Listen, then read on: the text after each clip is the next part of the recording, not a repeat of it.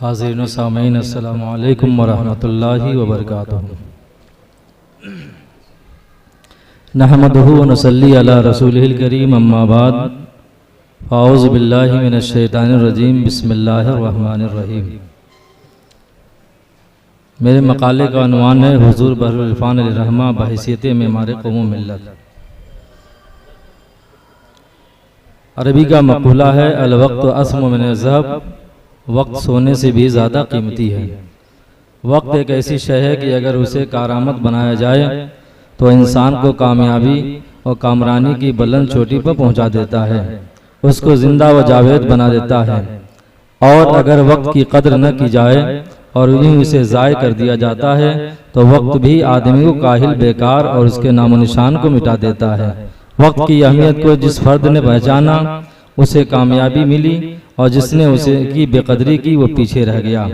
قابل ذکر بات یہ بھی ہے کہ انسان جب وقت کی قدر کرتا ہے تو فطری طور پر اس کے وقت میں برکت پیدا ہو جاتی ہے، جس کا احساس اس طرح ہوتا ہے کہ تھوڑے سے وقت میں آدمی ایسے عظیم کارنامے انجام دے دیتا ہے کہ دنیا انگشت بدندہ ہو کر رہ جاتی ہے۔ ابھی ماضی قریب میں وہ عظیم شخصیت جسے دنیا تاجدار ولایت، نائب مجدد الحسانی، حضور بحر العرفان حضرت علامہ الحاج شاہ مفتی آفاق احمد مجددی نقشبندی علیہ رحمت الرضوان کے نام سے جانتی ہے، جنہوں نے اپنی مختصر سی عمر میں وقت کا صحیح استعمال کر کے ایسا حیرت انگیز انقلاب برپا کر کے دنیا سے رخصت ہوئے کہ رہتی دنیا تک ان کا نام و نشان لیا جاتا رہے گا۔ حضور بحر العرفان علیہ رحمت الرضوان کی ذات بیک وقت متعدد صفات و کمال کا جامع تھی۔ تقوی، طہارت، عمل، زہد و ورع کا منبع ہونے کے ساتھ ساتھ ایک بے مثال سلسلہ نقشبندیہ کے لاجواب صوفی، قرآن و سنت کے ایک عظیم المثال دائی اور راہ طریقت کے آپ ممتاز شیخ الشیوخ تھے۔ بلا شبہ آپ کی ذات سے خیر و صلاح کے چشمے پھوٹے۔ آپ کی پوری زندگی دوسرے انسانوں کی خیر خواہی، خدمت خلق کے لیے وقف تھی۔ وہ سفر میں ہوں یا حضر میں ہر حال میں خدمت خلق کے جذبات سے سرشار اور اس سے مستعد رہتے تھے۔ ان کی یہ ہماگیر خدمت کسی ذاتی غرض یا خارجی دباؤ کا نتیجہ نہ تھی۔ انہوں نے اسے شہرت، ناموری یا دنیائی مفاد کے حصول کا ذریعہ ہرگز نہ بنایا، بلکہ اسے ایک مقدس فریضہ سمجھ کر انجام دیتے رہے۔ انہوں نے اس کے ذریعے خدا کی رضا طلب کی اور اسی سے صلہ کی امید وابستہ رکھی۔ تعمیر ملت کا جذبہ۔ حضور بحر العرفان علیہ رحمت الرضوان کی ذات محتاج تعارف نہیں۔ خدائے رب قدیر نے انہیں گوناگوں خوبیوں کا مالک اور جامع اوصاف و کمالات بنایا تھا۔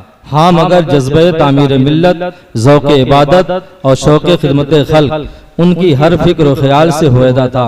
ان کی خصوصی صحبتوں اور ذاتی محفلوں، صبح و شام کی بہاروں سے حصہ پانے والے بخوبی جانتے ہیں کہ حضور بحر العرفان تخریبی عوامل سے دور محض تنظیم افراد و رجال اور تعمیر قوم ملت کے لیے صحیح و بلیغ فرماتے رہے۔ ان کے تابندہ نقوش آج بھی نظروں کو خیرہ کر رہے ہیں۔ جس سمت بھی دیکھوں نظر آتا ہے کہ تم ہو، اے جانے جہاں یہ کوئی تم سا ہے کہ تم ہو۔ حضور بحر العرفان علیہ الرحمہ کے خد و خال پیش کرنے والوں کا بیان ہے کہ حضور بحر العرفان علیہ رحمت الرضوان جب اپنے پیر و مرشد حضور شیخ العالم عارف باللہ حضرت مولانا شاہ احمد رضا خان صاحب قبلہ نقشبندی کے دامن کرم سے وابستہ ہوئے تو تمام عناصر فتنت پر عنصر دینی نے غلبہ پایا۔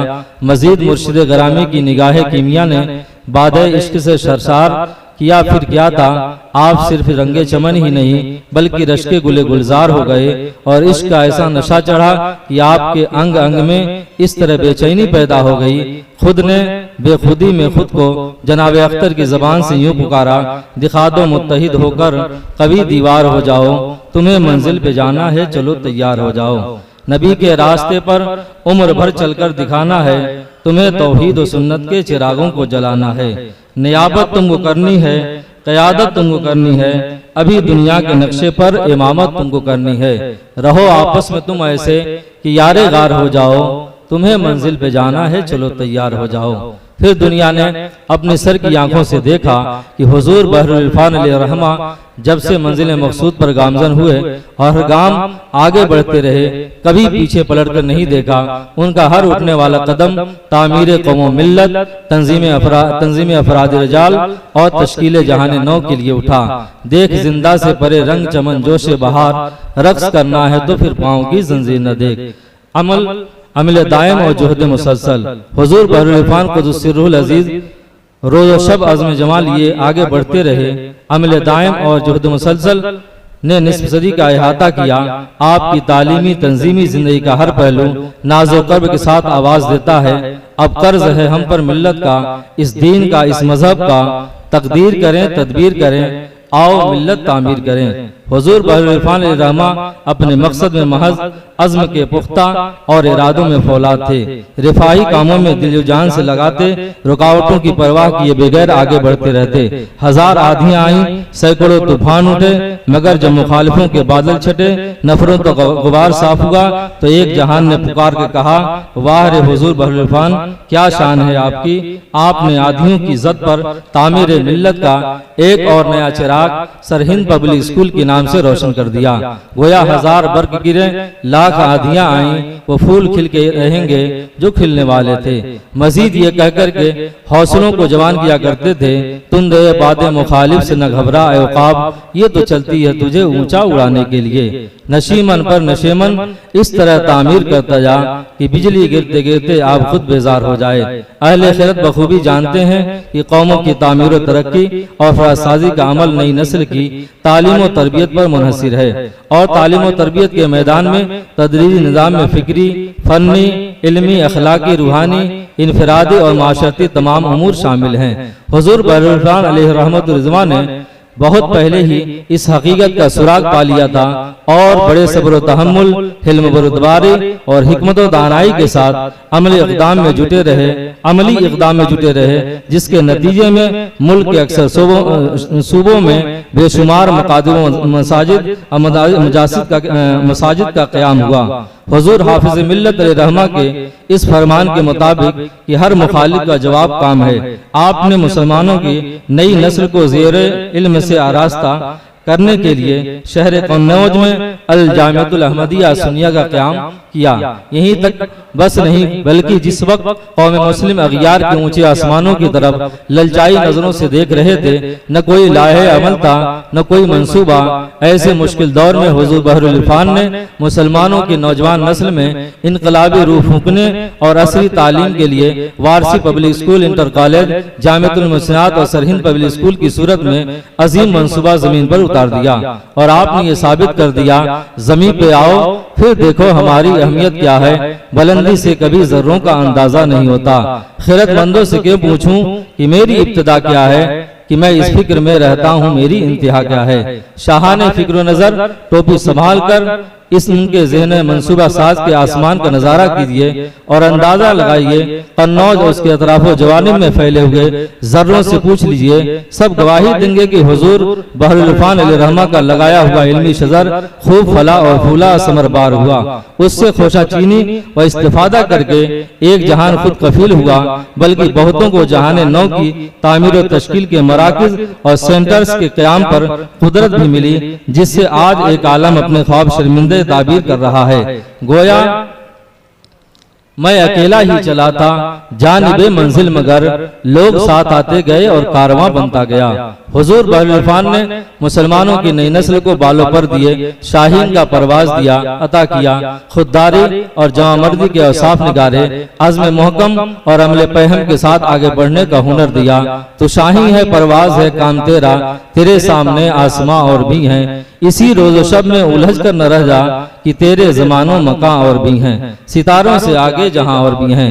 آج ہم الجامعۃ الاحمدیہ سنیہ کے الافاق حال میں اپنے محسن کرم فرما کی یاد کی تازگی سے دلوں کو معطر کر رہے ہیں۔ اگر آنکھیں کھول کر کے اور سراپا دید بن کر کے دیکھیں تو عمارتوں کی عظیم سلسلے نظروں کو تھکا دیتے ہیں، تعمیرات کا حسین مرقع دعوت نظارہ دے رہے ہیں۔ نگاہ شوق سے کنکر نگولوں کو دیکھوں، ان کی رنگت تیرے عارض کا پتہ دیتے ہیں۔ تاجداران کشور علم و معرفت حضور بحر العرفان کی عظیم الشان محیر عقول کارنامے کیا نام و نمود کے لیے تھے؟ تعمیرات و مدارس و مساجد کے اٹوٹ سلسلے کیا اپنی عظمت شان اور عفت مکان دکھانے کے لیے تھے؟ نہیں، ہرگز نہیں۔ جناب والا ان کی فقر کی شان تو خانواں برباد رہنے میں تھی، نہ پوچھو مجھ سے لذت خانواں برباد رہنے کی، نشیمن سینکڑوں مہینے بنا کے پھونک ڈالے ہیں۔ حضور بحر العرفان کی زندگی فرمان حضور حافظ ملت زمین پر کام اور زمین کے نیچے آرام کے عین مطابق تھی۔